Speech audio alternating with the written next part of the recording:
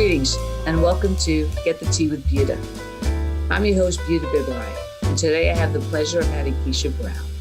Now, a lot of you know that I am a lawyer. I am the prosecutor here in Loudoun County, so I have to also warn you that having a conversation with a lawyer is like the most amazing conversation I think I can have. So I'm hopeful that we'll be able to entertain you, give you some information, and also be able to broaden what your knowledge base is.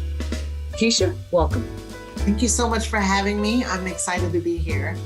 It is my absolute pleasure. So if I may, can I bother you just to introduce yourself right now as to where you are in the space regarding the law, and then we will just have a conversation. Okay, cool. So Kisha Brown, and currently I'm the founder and CEO of Justis Connection. So it's a legal tech startup based in Maryland, not too far north, where we are the first Black lawyer referral and legal resource platform. So it's all about connecting people to lawyers to meet their legal needs, regardless of whether it's mergers and acquisitions, criminal, bankruptcy, taxes, domestic law, the gamut, right? And for me, Buta, it was one of those things where from the minute I started law school, I started getting referral requests. And, umpteen years later, I felt like we were still doing it the old-fashioned way, right? And person to person, and that there were more efficient ways to make those connections that would inherently increase access to justice for communities who have historically and continually been marginalized in the legal system. So now you mentioned that you are a lawyer. So I'm going to just ask you a little bit of background information as far as just what your interests have been in the past, and then kind of what transitioned you to wanting or identifying that there's a need for this service. So for starters, where did you go to law school? I went to Georgetown University Law Center. Excellent. And when you came out of law school, what were your first couple of jobs? Well, my first job was a fourth grade teacher when I came out of law school. And I took some time off after the bar. I was like, I'm just going to study for the bar. And then after the bar, I said, while I look for work, I'll become a substitute. My cousin was in town and was also going to be a substitute. So I said, let's do it together. And then the kids were so rowdy that they ran off their fourth grade teacher by September. So when I came in to be the substitute, they were like, do you want to stay? So I did it for a semester, and I love it. I think it should be like a civic duty everyone should have to do for like at least a day. And then from there, I went to be to run the Baltimore City Child Support Project that was hosted by the Legal Aid Bureau in Baltimore City, where I represented non-custodial parents who owed large child support arrears, usually to the state. Okay.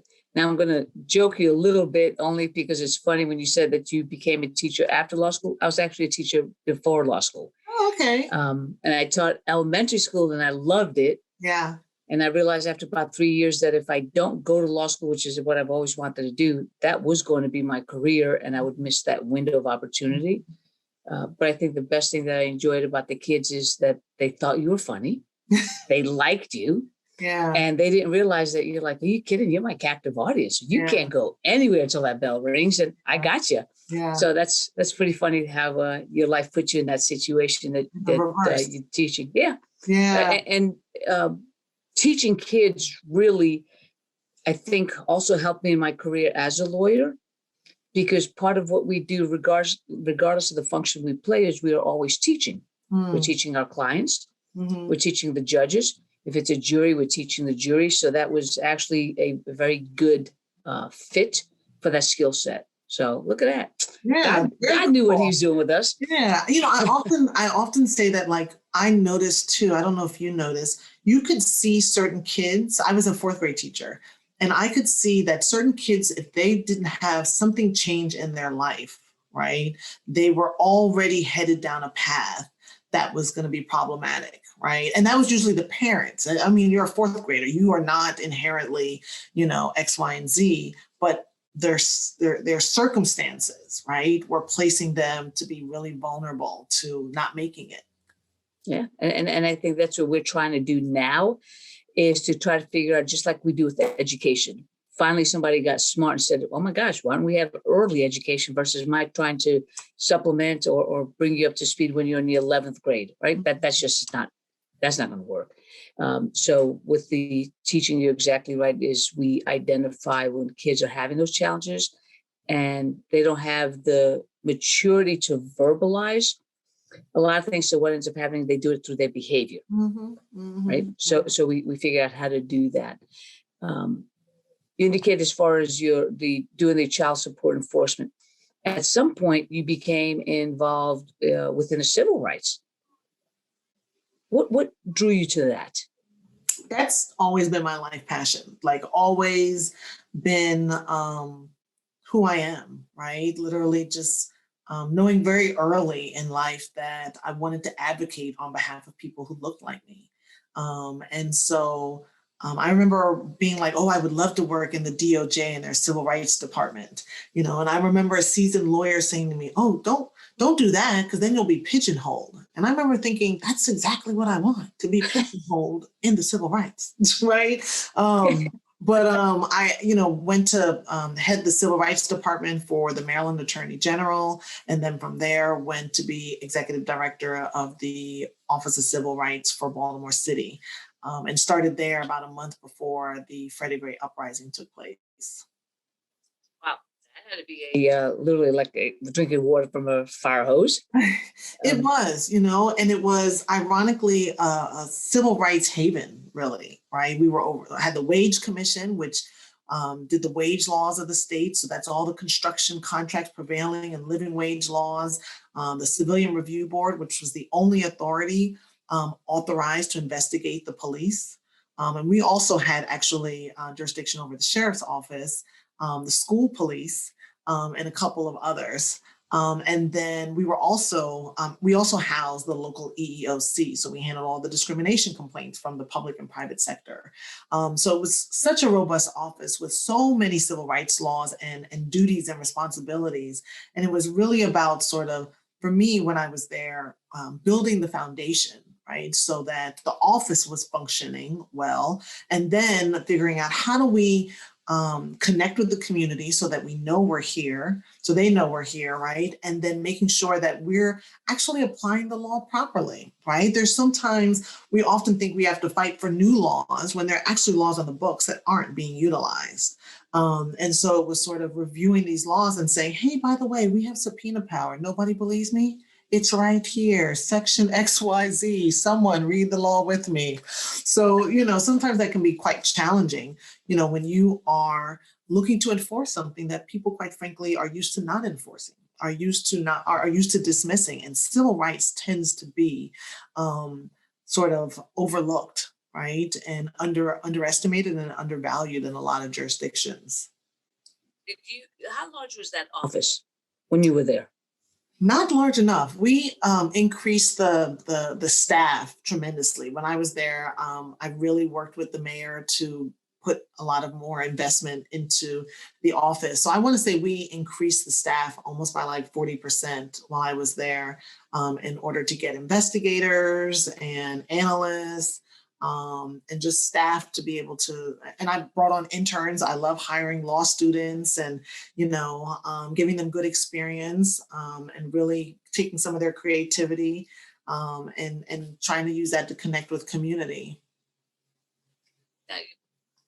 When you were there, as far as needing or seeing the need to go ahead and build the office, that perspective comes in from the fact that to be a good lawyer, it's time.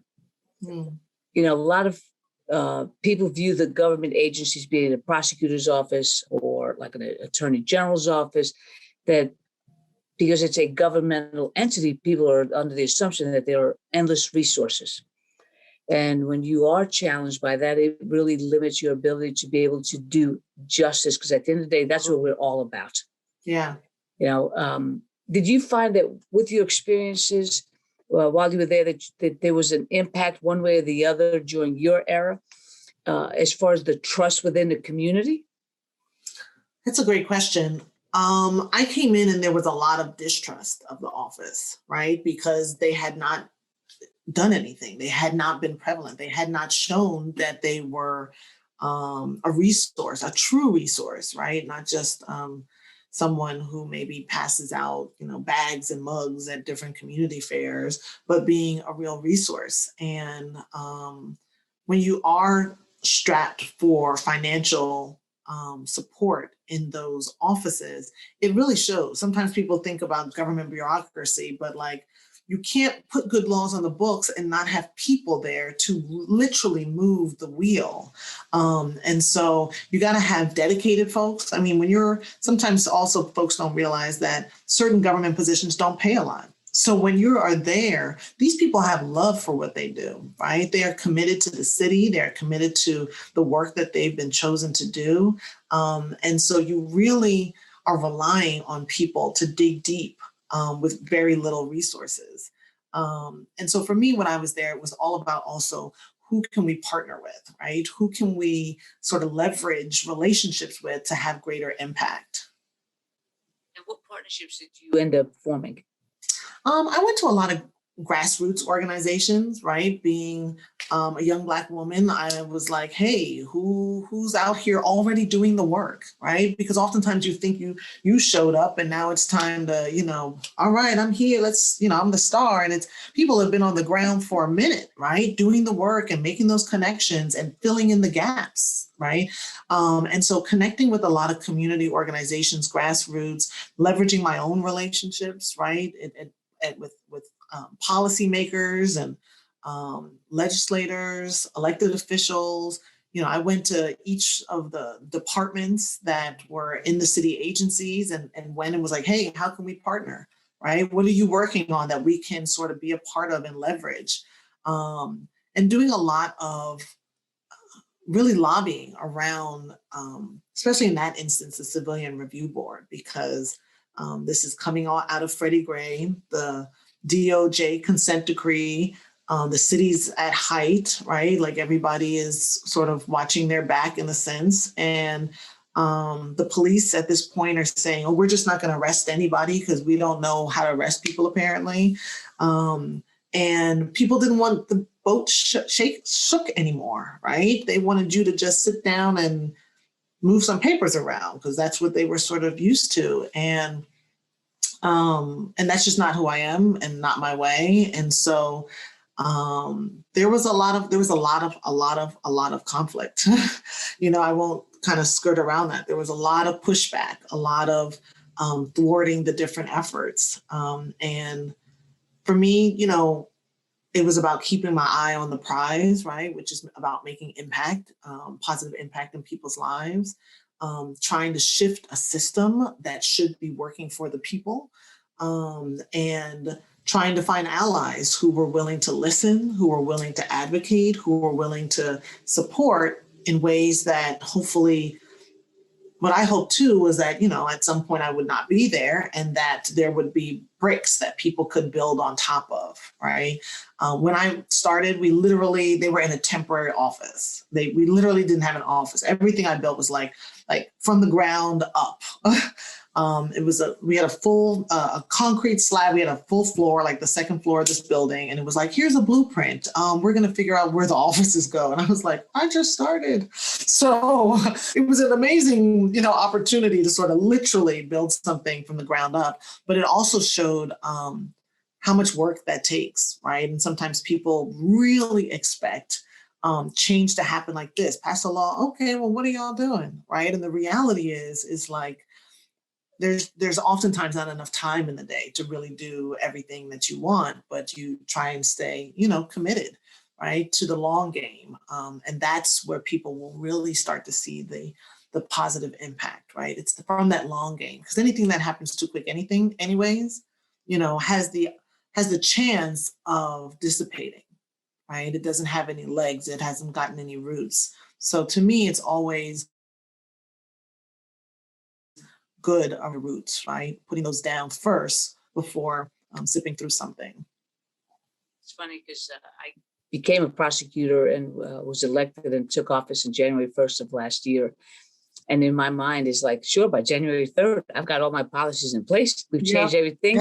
The world is better. And now we just move on and sustain. And then, 17 months later, we're like, oh my gosh, is there so much to do? Yeah. You know, Yeah. because from the outside, you saw the things that needed to be changed. Mm-hmm. We had COVID. We ended up having the George Floyd murder. The whole world started just being much more engaged and investing in the changes that we need to make for Mm-hmm. justice to actually exist. Mm-hmm. So it definitely was something that you're like, I need another pair of shoes because I've worn these out. That's right. Being able to do that. So yeah. Mhm. Now, when you were working within the Attorney General's office, uh, because you're in Baltimore, and you've got the diversity opportunities up there. Did you find that your office reflected the community as far as the demographic representations? Yeah, it did, right? Because remember, this is the civil rights office, Mm-hmm. right? So it's already going to draw, I think, folks who are civil rightsy minded. I guess that's the way to say it. You got your folks there who are there like, I just need a job. They were hiring. I said the right thing. I'm here. What is it that you want me to do again? Because that's not what I've done, right? And so, and then you have folks who have been trying, right? Who didn't have much instruction and were trying to make a way. And I think, the office was majority women, right? Maybe 60-40. That's not surprising either, right? In a city like Baltimore, which is over 60% Black, the office was over 60% Black.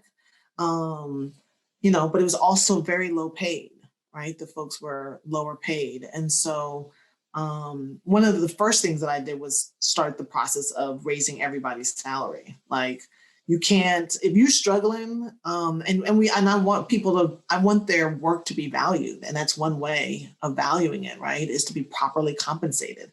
And oftentimes we allow issues like civil rights to take the back burner and for people to believe that in order to do good work, right, this is the sacrifice they must make. Oh, you don't get paid a lot in civil rights, or you don't get paid a lot when you're working with children, right, or anything. But it's important for us to value those positions, right, and those issues. And one way that's very important to do so is properly paying people. And you also then will attract people with higher skill levels, right? It's harder to do the work when you're building someone up from very low skill. They may have great intentions, but if they're not coming with, their own package of goodies and skill set, it makes it that much harder to get the work done. And you're exactly right, because at that point in time, you're investing more of your time, your resources, as you said, to develop that person or to educate that person. Yeah. And with interests such as civil rights and, safety and justice, you don't have the luxury to be able to have your entry level lawyers be the bulk of the weight bearers. And I think that's something that I've also had to experience here in our communities, to educate the county, the human resources, to say these are not appropriate entry level positions, but maybe a couple. After that, we're doing the people's work. We are challenging people's freedoms. We're challenging individuals' opportunities to be able to come to court and have their day in court as a victim. These are things that good things don't come cheap, for a purpose. That's right. Right. And if you are going to recruit somebody, then you gotta pay me better than where I am right now, because I shouldn't have to take a pay cut or divest myself of financial security so I could do something I love or to serve the community. It's got to be the flip. We should be paying you better and paying you more, because they are tougher jobs. That's right. You go home and you take the trauma with you. You go home and you're like, well, I know it's 10 o'clock, so here's my third shift. Now I got to work till 2 o'clock in the morning, right? Because that work is just not a 9 to 5 clock in, clock out, and you're done. So those are things that I too am trying to change the culture around us. Yeah.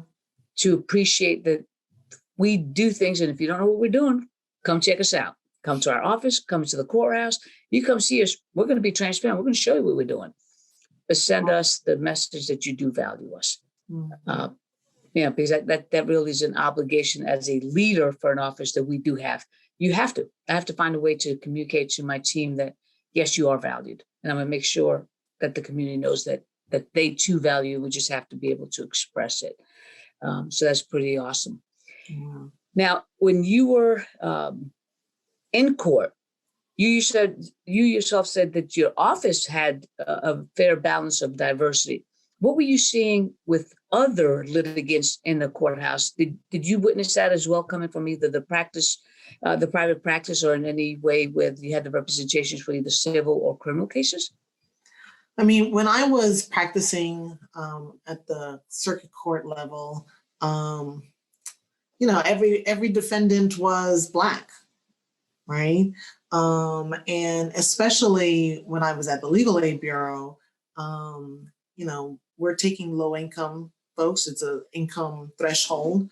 And it was more poverty issues than it was people defying the law, right? Or people needing a court to sort of intervene. More the issues were around, and so they adversely impacted, right, the Black and poor communities in Baltimore. And but for my position, there was no one to assist these folks, right? At one point, I was the only person in the state who was representing low-income non-custodial parents. So I would get calls from all over, and I started doing presentations to other lawyers to sort of teach them sort of this child support world, especially because, I see child support as a real cog in the wheel of poverty that we often don't acknowledge and consider, but that really, mom's poor, dad's poor, baby's going to be poor too. And we expect one parent to usually somehow pull everybody out of poverty through these payments that don't come, right, as regularly oftentimes as they're supposed to. And then we hang that over their head forever, right? And every job you ever get, they can take up to 65% of your income. I want somebody to, write you and let you know that they could survive off of 35% of their salary. I could not. I can barely do 100%, right? And so we expect these folks to do that. We expect folks to live off of 35%. And time again, I'd get folks who come in and they would have $0 salary, paychecks, because they were completely wiped out. Right. And then this shifts everybody to an underground economy. And then we point fingers at folks for working in an underground economy, right, and not giving to their kids. And I'll tell you, every single one of these, most of them were fathers, every single one of them spent time with their kids, gave their kids stuff, the mother stuff. Now, I'm not saying it was at the level that probably was needed or the consistency that should have been there, but they don't get credit for that, right? That's when you're in the system, as you know, you don't get credit for those things oftentimes, right? Because I don't know, not one man who keeps a receipt, never met one yet, right? They're like, receipts, you needed receipts? They give out receipts? I'm like, yeah, right. And so that's it. We don't acknowledge those things. I'm so looking forward to, this post-COVID, post-George Floyd, last person in the White House, this post-world where we can actually start to shift systems so they work better for real people. And I think that's been the challenge that we saw highlighted, is that we already knew the system wasn't working for many people. And then COVID hits and we realized it's not working for more than many. I mean, the majority of the people it's not working for. The minority who are well-to-do and successful and financially independent, yeah, they got good. Mm-hmm. Right. The folks who, the papers report, the 1% unfortunate that we ended up having to experience that. Yeah, yeah. Those who made more during the pandemic, I'm like, who are these people? Yeah, I always say I hate those adages, because when I was younger, I was like, what does that even mean? You need money. You need money to make money. It's like, what does that mean? Now I'm like, yeah, that's exactly what it means, right? When you're in a position, you can. If you're scrounging to cover the day-to-day, you can't get out from under that. So that's just the tough, the toughest challenge. When you were working as a lawyer and just watching other lawyers as how they were representing and working with clients, at some point you came to the decision and the realization that you needed to do better to be able to, as you said earlier, because you're getting people who are asking you for referrals. And we all have the people that we automatically go to, like the speed dial person. You need to talk to this person. You need to sit down with this. But you decided that you actually were going to build a broad network with a specific purpose in mind. So tell me kind of like what intrigued you to do that, and then what made you realize that, you know what, this is not going to be something that I'm doing informally, but for me to help my community, I need to do it much more officially. Yeah. I think especially even my position with Baltimore City, systems are important, right? Networks are important, and connections are important. I'm still connected to those who, when I first came out of law school and started my legal career, everything is 6 degrees of separation. And thought about, how often I'm asked for these referrals, what that means on the other side, the person who is asking, right? Who is not connected to lawyers, who doesn't know what they need to know in the law, what sort of vantage point they're coming from in a place where if they had more access to lawyers, it literally translates into increased access to justice, right? Because when you have better options, more options, you're able, and you're better informed in the law, you're then more likely to proactively engage and avail yourselves of the law, right? And so I know, right, as a Black person, sometimes our experience in the law has been reactive and defensive, right? Former Professor Sherilyn Ifill, now head of the NAACP Legal Defense Fund, wrote a book called On the Courthouse Lawn that I read. It was really profound. It's about lynching in America, right? And how lynchings would happen purposefully on the courthouse lawn to then, right, convey to Black people that white supremacy was above the law. There was nothing greater. And so the experience of Black people in this country with the legal system is very unique. We as Black lawyers are only 5% of the legal industry, and that's pretty much been consistent over the past decade, right? At major law firms, we're only 1.97% of all partners. So wow. Our place in the law, the numbers is significantly low. It's not a very diverse profession, but our impact is great, right? And our community disproportionately needs to have better access to justice, right? And that means better access to legal resources, better access to knowing literally that if you buy a car tomorrow and it dies in a week, there are lemon laws. There are ways you can avail yourselves of not always feeling like you get the short end of the stick and that's what happens, right? Oh, they fired me because they said my hair, they didn't like my hairstyle, right? And thinking, oh, well, I told you to change your hair, right? And thinking that's how life is for us. And it's about us being able to have this access. And for me, it was building this network, right? It was, okay, I'm hitting the whack-a-mole and that's not working, right? And for me, I think, when I was at Legal Aid, representing folks one by one, I found that I was drawn to policy. So I started working with the Child Support Agency on changing their driver's license suspension policies, on their licensing revocation policies. And then I went to Annapolis and started working on legislation. One of the bills that I co-authored was if someone pays their child support arrears consistently without missing it for a year, 50% of their state owed arrears are forgiven. And if they pay it for 2 years straight, 100% of their state owed arrears are forgiven, right? And for me, it was about making that bigger sort of impact. And because the state's never getting that money anyways. You're not missing anything. What you've done is alleviated somebody having a debt hanging over them, due more likely to their state of poverty than to them just trying to, skirt the law for the sake of doing so. And so for me, building this network is about scale, right? So that people everywhere have choices, more choices about just even getting information. It's not always about hiring a lawyer and having them on retainer, like, oh, go talk to my lawyer, right? It's really about just being able to call someone and say, hey, what do you think? Right? This is what's happened to me.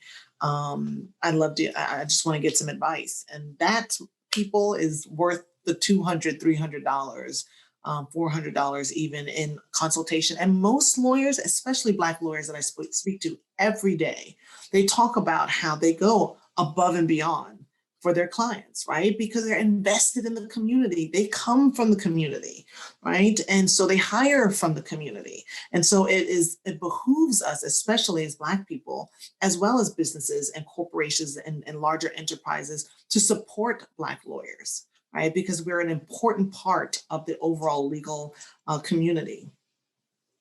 Speak to many a great point specific to a conversation that we've had in our office. So, as I said to you, I came into office January of last year. Yeah. So we had committed that we were going to change the culture in the office, and changing the culture in the office also means changing the people. You mentioned earlier that when you were in the AG's office, where you had people coming in and answering the right questions, but that was not their calling. Yeah, they don't last very long. Mm-hmm. Or thinking it's a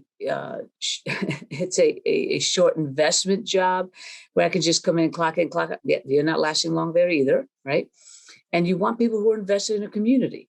And to be able to do that, we have to also be able to identify what the community is looking for. Yeah. For us to be able to serve our community, we do need to be able to broaden that perspective. So when people are looking to trust somebody, we gravitate to those who look like us. And the system has always been opposite that. And it's been intentional. You were talking about the lynchings, as front of the courthouses. Every community, I think, had that experience. In Loudoun County, we had a Confederate soldier that was in front of our circuit court. His back is to the court, and his, rifle, musket, whatever his firearm was pointing outward. And that is the first thing that people see. Mm-hmm. So if you are a person of color, mm-hmm. who that is a definite message, that, like the lynching, is you don't want to go to court. Yeah. So you don't use the court system to assert your rights. And you do get the shaft on the regular daggone basis. Mm-hmm. Right. So those are the things that it's intentional how our courts were used. Yeah. And it's nice to see that people are now recognizing it, to say that can't be the message we're sending, and that cannot be what justice looks like. Yeah. Having individuals who are diverse, being lawyers, judges, officers, probation officers, part of the system, hopefully also allows for that diversity of experience for somebody to be able to have that conversation and say, let me just give you a different lens. When you're working with this person, let me kind of tell you what they might be feeling versus they're not behaving, they're not compliant, they didn't pay their child support, and they, and you sit there and say, well, let's peel back the why. Mm-hmm. So you have to have that interest. And I think sometimes it does come in by having the community representation. And then as a community member, as you said, other than calling somebody who I know is a lawyer, like, how do I find a lawyer? What do? We go on a website and we Google. How does Google, are you familiar with the SEOs? Okay, so you have the search, the search engine optimization. Is anybody really familiar with SEO? Because that's a whole world in itself. So you're right. Objection sustained. So let me... we know that the search engine optimization is manipulated, right? It's going to be manipulated if I'm paying for advertising. It's going to be manipulated by how many times I can sit on my computer and hit my name to make it look like I'm the more popular returns. All these things, that's the manipulation of what comes back. So when you have situations like that, even a service like yours, which is very centric to, I want people to be able to come to this website. I want people to know that they're going to be reaching out and that the response is going to be that from a match with a Black lawyer. But if you don't rise up to the top, great intentions, but sucks for you. Mm-hmm. How do you manage that? And how does a community able to hit the 16 pages before they come to something that is much more specific and dealing with what their actual needs are? Yeah, well, my job is to make sure that we're not on page 16, right? And I was not suggesting you were page 16. It was just for the hypothetical. But that's really where you go to your point that you made earlier, the adage around it takes money to make money, right? And it's investing in Justice Connection. So it's twofold, right? One, connecting with SEO specialists. So I have hired an SEO specialist to hey, work us, because when you're starting at the beginning, everybody else is already, tink, tink, tink, and built their positioning. But SEO is one of those things I've learned that is constantly shifting, constantly changing, right? And so there's so many different things you can do to begin to really build up your presence. So we do that on the hiring side, just hired a marketing and communication strategist to build up our campaigns. But it's also, for me, again, going back to that grassroots connection, right? And that's what's going to be a real definer, distinguisher for Justice Connection, is that we'll have that community connection. So it's not just the SEO Googling, but it's also being connected to the church, being connected to the civic association, being connected to the Loudoun County State Attorney, right? In the prosecutor's office. All of those things are important to make those organic connections and just be present, because it's not just, hey, here's a lawyer. It's also here's some questions, right? So my thing was also not being in quantity over quality. And I feel like a lot of the folks who are in this business now, it's all about quantity, right? Okay, I hit criminal law, Virginia, and I get 7,000 hits. Well, I don't believe most folks want 7,000 hits, right? They want a more customized sort of connection. And so that's what we do at Justice Connection, by taking into consideration things like the jurisdiction and the subject matter, your budget, and not that your budget is the disqualifier, because oftentimes people don't know what it costs to for a lawyer. So everybody's like, give me the $50 an hour lawyer. And you're like, they don't exist. Right? That's not anywhere. So it's a lot of it is also educating people about the law, right? It's that basic subject matter. What's probate court? What's an estate? What's child support? It's educating folks in the law, being able to provide that resource, and then being able to say, here's 3 or 4 lawyers. Here's some questions that you can start to ask them in the beginning. You do not have to hire the first lawyer you speak to, right? You want to make sure that this connection with somebody is genuine, in the sense that they're going to be representing likely something that is either a crisis or at least a challenge in your life. And you should feel comfortable with that person. And oftentimes, as especially with people of color and people who are not familiar with the court systems, it can be extremely intimidating to just even consider it, right? And so our job is to connect to where people are, right? And to build quality relationships in communities, so that we're really able to be that trusted resource. And I think I was a defense attorney for 27 years. I did some substitute judging for about 11, and wow. I worked as a guardian ad litem with kids for about 25. So I was always in the courthouse. I mean, for starters, I'm a litigator, and I love the courthouse. I mean, that's your arena or your Super Bowl, right? After having practice, that's what you want to do. Is you want to be in that game or in that competition. And it used to really be sad when you saw people come into court and they're looking around going, "Are you a lawyer? Are you a lawyer?" And you're like, "Oh man, you don't want to hire a lawyer today while you're walking in the courtroom for the trial of your matter." Yeah. But limited choices. So having something like Justice Connection is huge, because hopefully that gives somebody the opportunity to have those advanced conversations. Yeah. And it's not just limited to criminal law. So I want to make sure that our viewers understand that it's not just that, because a lot of people start small businesses. Well, I can't afford a lawyer because if I put it in a lawyer, I can't get, the employees, or if I put it in a lawyer, I can't get my supplies. And I used to always advise individuals who asked, I said, "Well, I just have a question, but I'm not really looking to hire a lawyer." I'm like, "That's great. If I can answer your question, I'm going to, but I'm telling you this, you better hire a lawyer, because either you're going to spend your $10 today and invest it, or you're going to spend your $100 tomorrow and you're going to divest yourself of that asset." Yeah. And just seeing the value. Sometimes it's hard because I don't have flush or excess funds and I can't waste it on a lawyer. So it's nice to have an opportunity to be able to have those consultations It is going to cost you, several $100s, but it's an investment to try to figure out, it's like, okay, what options do I have? And if I take the first option or the second or third, what's the cost? What's my investment has to be? But you have to get the guidance. Another analogy that I used to use for lawyers, I said, the reason why you need a lawyer, I know the rules.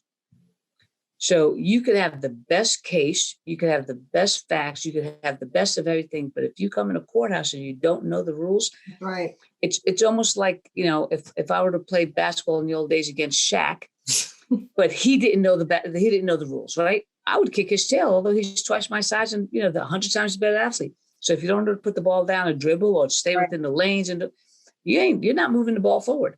That's right. And that's what the law is. There's just so many ways for stuff to be kept out that you don't have an opportunity to get your facts in. And a judge is not going to hear it. Judge is not going to be able to weigh it. And then you don't get the justice that you need to be able to say that you had your effective day in court. Yeah. That's such a great point. With your justice connection, so you collect individuals who you believe are going to be able to serve the community. What is the process that you have to be able to screen individuals? So if you get one of those, I answered the right questions, but I'm not really the right lawyer to be listed on Justice Connections. Do you guys do reviews or screening? How do you end up getting those individuals that you don't want associated with your brand?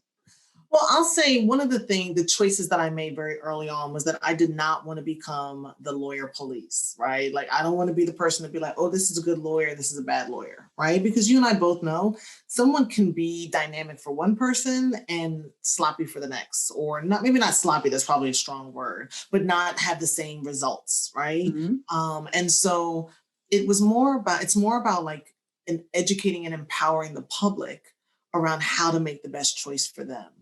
Right? Because you want to look at, not just how many years experience or how nice their conference room is, right? Or do they make my budget? They make my budget. Okay, great. You're it. Right? There are a number of different things to weigh. And sometimes just asking some early questions gets you a little bit more information to help you make the best choice. And being able to know that you have a place that if you don't pick this lawyer, you can possibly find another, right? Because oftentimes people get that one referral name, and so they feel like, okay, this person's going to be my lawyer. So it's not necessarily about, and the ranking part is actually going to be built in. That I want to also be organic, right? I don't want to start everybody off with 5 stars, but want it to be something where as the network grows and as it becomes more robust, having people be able to put in their testimonials about the lawyers and share. And everybody loves a good referral, right? Everybody loves to read the reviews on Amazon and so forth. So I do think that also will be helpful for the public, right? And being able to make that choice.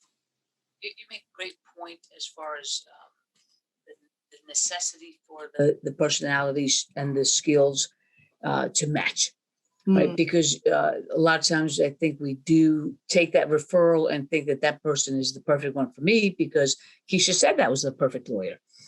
But there's got to be a lot of investment in when they go to the office with the either awesome grand conference room or the little itty bitty 2-seater, that they ask the questions, right? Be as informed as they can before they go to make sure they have the information that the lawyer would need to make an assessment. And the other thing I tell individuals, I say, ask questions. Have you had this type of case before? What is your thought process? What would your action plan be?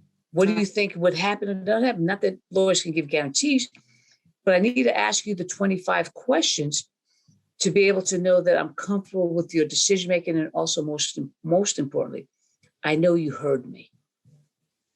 Because that sometimes gets lost is in a relationship between attorneys and clients. They're still rushing into let me put on my big show so that you hire me. They don't even know what the heck your case is about, right? Yeah. And then you've lost that opportunity to be best represented. So that's pretty interesting and of really just great value for somebody to understand that they have to be still a strong self-advocate. Mm-hmm. Mm-hmm. Yep. So that's pretty awesome with that. So talk to me about, like, if somebody were interested in one as a lawyer to be listed under Justice Connection, how would they connect with you? Yeah, they would just come to the website, right? And choose the button, lawyers get listed, and we talk a little bit, share some information on sort of the value, right? We book our lawyers for speaking opportunities. We get asked quite often for conferences, for keynote speakers, panelists. And so they get not just the referrals, but speaking opportunities, promoting them on social media, because I want this to be a place that showcases the excellence that the Black legal community offers. Being able to highlight the work that they do, LinkedIn, on the website, feature them, and be able to be a support. We're putting together, for example, right now, a list of Black web developers, for them to be able to go through some of, because once you're running a firm, you got all these other things that you need. And so, we're trying to also be a resource to our lawyers and be able to support them in building their business and boosting their brand. So that's great that you were talking about, like, the value added service, because a lot of times when you get some listing companies, all they're doing is listing. Yeah. Right? Thank you. And I think I might put a picture of you, Right. maybe not. I might give you a link that may or may not work. Right. So those are things that really you highlight, as you said, because when you're running the firm, lawyering sometimes is not the 90% of your job. The admin, as you said, the advertising, the networking, a lot of that comes into place as well. Yeah. So you mentioned, for lawyers, that they can go to your website. What is your website? Thank you so much. So the website is www.justis, that's just is, what is just is, justisconnection.com. And they can go straight to /join, right? And that puts them right in. And then when they join, they're put into a quick holding pattern, and then we do some checkout stuff on them, and all goes well. Then we welcome them into the family. And we ask the lawyers up front to attest that they don't have any, outstanding or current grievances, that they're properly barred in the state that they claim to be, that they're properly licensed, right? And those are things that, quite frankly, the average person is like, wait, I wouldn't even, first of all, they wouldn't think to even check those things, right? Because you assume when someone puts themselves out as a lawyer that their ducks are in a row. And that, at the very least, is some of that background work that we do, so that when they come to the site, they know that they can focus on what their needs are and getting the information and connecting with the lawyer. Now, the other thing that you mentioned, as far as this is a service for the regular citizen to be able to access, does it cost a person any money if they want to come in onto your site? Awesome. It's free for the public, right? And the legal resources and making the match. The way the business model, if you will, is the lawyers pay a monthly or an annual fee to be in the network, right? To receive that marketing. And for the average person coming, it's free to, get those matches, and you can call them that day, or you can call them a week from now. It's really on your terms, right? And they don't know. I set it up in a way too, because one of the things as a lawyer, I know that when folks are in private practice, some of the competitors, what they do in operating quantity is that lawyers are also getting tons of calls from people where it's not a good match, right? It's not relevant to what they're doing. They're looking for a real estate lawyer. They do landlord tenant. Those are not the same thing, right? And so I also designed the system so that the lawyers on the other end are also being able to see whether this is an appropriate case for them, right? And so once the lawyer says, yes, this looks like a case that I would be interested in, this is what I practice, I have the capacity, right? They're able to accept or sort of trigger the case. And that's when the person is then notified, right? That, hey, here's another lawyer in the area who might be a good match with you. And that way, both folks are not wasting their time just making calls, shooting in the dark, and seeing if, something sticks. I was going to say, because that's really the best advantage, if you could save me some time. either, definitely from the lawyer perspective, but I think to a certain degree, even more so for the client, because they don't get frustrated and then just go down a list and just pick the lawyer who says he does landlord tenant, but it's just a real estate transaction. As you said, they're not interchangeable. Yeah, they're not interchangeable. So that's pretty cool. So I'm going to touch upon one more thing, almost because I feel like a bit of on a kindred spirit part here. Yeah. So you indicated that the name of your company is Justis. And I'll tell you this, I play on that wording where my tags are Justis, but I spell it just IZZ because some days it just is. And so I was like, yeah, when you said it, I was like, oh, this is so super cool. But yes. Yeah, no, that is a connection, right? Like, and that's the thing about Justis too. There are, it's personal. Justice is personal.